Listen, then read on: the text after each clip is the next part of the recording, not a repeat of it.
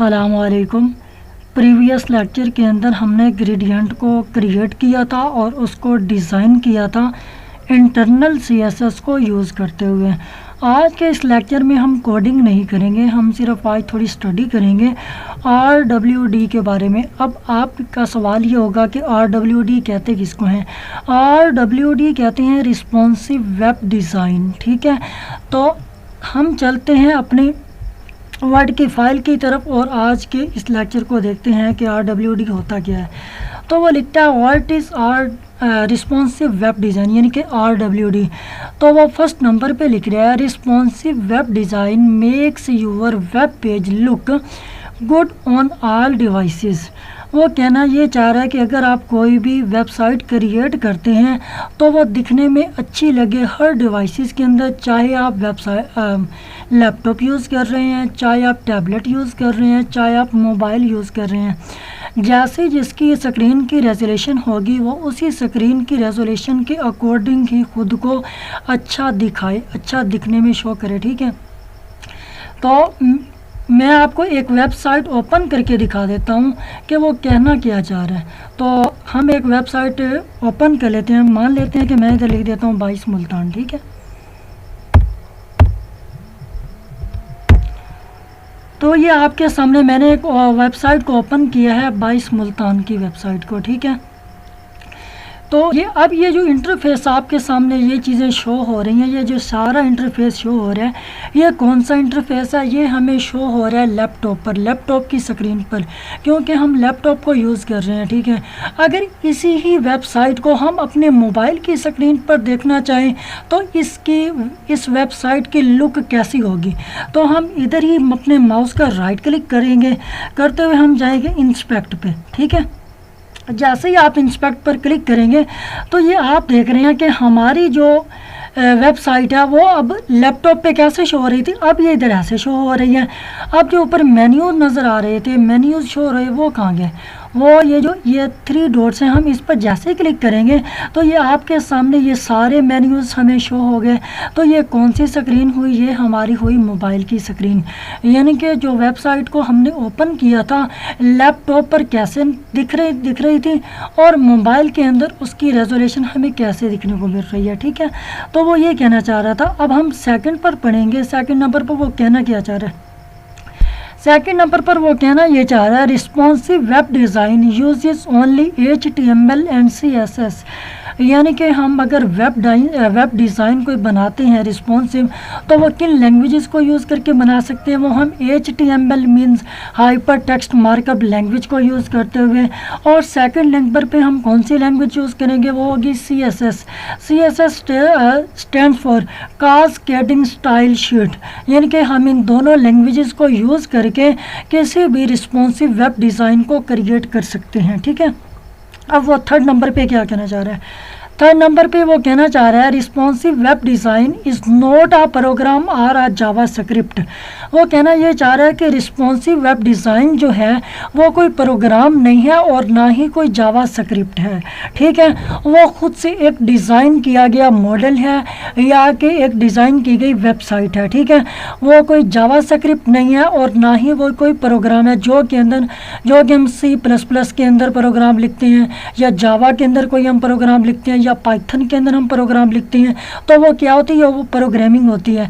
तो जो वो वेब डिज़ाइन होगी ये कोई प्रोग्राम या जावा स्क्रिप्ट नहीं है, ये एक वेबसाइट है। ठीक है, अब सेकंड नंबर पे वो क्या कह रहा है? सेकंड नंबर पे वो कह रहा है designing for the best experience for all user, यानी कि जो भी हमारी वेबसाइट को यूज़ करे यानी कि उसका एक्सपीरियंस अच्छा होना चाहिए। ठीक है, अब वो लिखना क्या चाह रहा है? वो लिख रहा है web pages can be viewed using many different devices, यानी कि हमारी जो वेब पेज होगा, जो हमारी वेबसाइट होगी वो डिफरेंट डिवाइसेस के अंदर उसकी लुक भी डिफरेंट होगी। यानी कि अगर हम लैपटॉप यूज़ कर रहे हैं तो उसकी लुक क्या होनी चाहिए? लैंडस्केप होनी चाहिए। इसी तरह अगर हम मोबाइल को यूज़ करते हुए वेबसाइट को देख रहे हैं तो उसकी लुक क्या होनी चाहिए? वो होनी चाहिए पोर्ट्रेट। ठीक है, अब आगे क्या कहना चाह रहे हैं, वो कह रहे हैं कि डिवाइसेस कौन कौन सी होती हैं, डेस्कटॉप हो गया, टैबलेट्स हो गया एंड फोन्स हो गया। यानी कि ये तीन चीज़ें, तीन डिवाइसेस उसने हमें बताई हैं, डेस्कटॉप, टैबलेट्स और फोन्स। आगे वो कह रहा है your web page should look good and be easy to use. यानी कि आपका जो वेब पेज है वो दिखने में अच्छा लगे और यूज़ करने में उसको कोई दिक्कत ना हो, आसानी से हम उसको यूज़ कर लें। आगे क्या कहना ये चाह रहा है, रिगार्डलेस ऑफ द डिवाइसेस। तो ये किस पर डिपेंड करता है, ये डिपेंड करता है डिवाइस पर, क्योंकि ये डिवाइस ही हमें शो करवाती है ना उसकी रेजोल्यूशन को। अगर हम लैपटॉप यूज़ कर रहे हैं तो वो ऑटोमेटिकली उसको क्या शो करवा देगा, लैंडस्केप। अगर मोबाइल यूज़ कर रहे हैं तो उसको क्या शो करवा देगा, पोर्ट्रेट शो करवा देगा। अब क्या आगे क्या लिखना चाह रहा है, वो लिख रहा है web page should not leave out information to fit smaller devices but rather adapt its content to fit any devices. वो कहना ये चाह रहा है कि अगर कोई वेबसाइट के अंदर कोई भी इंफॉर्मेशन है, कोई मेन्यूज़ है या कोई स्लाइड बार है या कोई नेप बार है, तो वो छूटनी नहीं चाहिए, वो सारे का सारा हमें दिखने को मिलना चाहिए, चाहे अगर लैपटॉप यूज़ कर रहे हैं, चाहे मोबाइल यूज़ कर रहे हैं, चाहे टैबलेट यूज़ कर रहे हैं। तो वो कह रहा है कि वो डिवाइस पर फिट होना चाहिए, यानी कि साइड बार फिट होनी चाहिए, उसके बाद नेप बार फिट होनी चाहिए, मेन्यूज़ फिट होना चाहिए। तो मैंने आपको एक जो पहले पिक दिखाई थी, तो ये आप देख रहे हैं कि उसने इसको पोर्ट्रेट शो करवा दिया, यानी कि मोबाइल के हिसाब से, मोबाइल की स्क्रीन के रेजोल्यूशन के हिसाब से उसने उसको डिस्प्ले करवा दिया है। ठीक है, तो इसी तरह अगर हम लैपटॉप की स्क्रीन पर देखना चाहें तो वो भी मैंने आपको पहले दिखाया था कि लैपटॉप की स्क्रीन पर हमें ये कैसे दिखेगी। तो ये मैं आपको अगेन पीछे लिए चलता हूँ। तो मैंने यहाँ पर क्लिक किया हुआ था, तो अभी हम यहाँ पर क्लिक नहीं करेंगे, इसको कर देंगे क्लोज़ करने के बाद अब हम अगेन यही वेबसाइट को, मान लिया हम GCUF की वेबसाइट खोल लेते हैं, तो हम पहले जो वेबसाइट है उस पर क्लिक कर देंगे, लिंक पर, इसको कर देंगे क्लोज। अब ये जो वेबसाइट हमें दिखने को मिल रही है ये है लैंडस्केप, यानी कि हम किस पर यूज़ कर रहे हैं, हम कर रहे हैं लैपटॉप की स्क्रीन पर यूज़।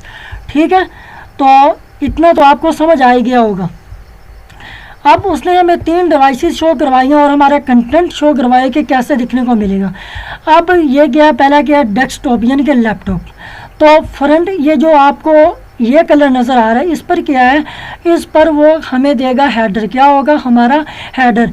यहाँ पर क्या होगी, यहाँ पर हमारी नेप बार भी हो सकती है, स्लाइड बार भी हो सकती है, और ये दरमियान वाला जो एरिया खाली है यहाँ पर आप कोई टेक्स्ट लिख सकते हैं, कोई टेक्स्ट शो करवा सकते हैं या कोई प्रपोजल शो करवा सकते हैं, उसके साथ आप इमेज शो करवा सकते हैं। तो ये क्या है, ये हमारी स्लाइड बार है। ठीक है, आप इधर ही कोई भी मेन्यूज़ डाल सकते हैं, कोई लिस्ट वगैरह लगा सकते हैं। अब ये जो नीचे वाली साइड है ये क्या होगा, ये हमारा फूटर होगा। ठीक है, अब इसी तरह अगर हम टैबलेट की स्क्रीन को देखें तो ये क्या है, ये हमारी होगी हेडर।